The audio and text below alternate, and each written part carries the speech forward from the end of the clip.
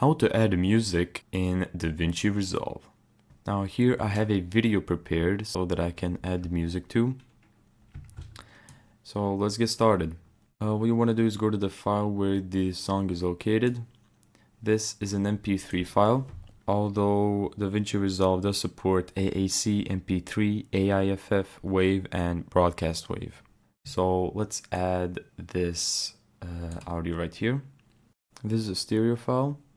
Let's select this audio, and here you can mess around with it. You can mess with the volume, pan, pitch, although I don't want to change anything on this because this is a already made song. An equalizer. This I use this on voiceovers.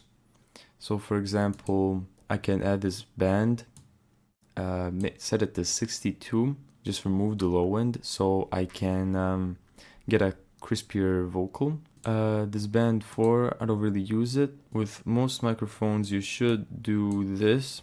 Just bring down the low end and bring up the high end frequencies, and this is so that you can have a better voiceover, better vocal. Anyways, I'm not gonna mess around with that. Let's check out the video.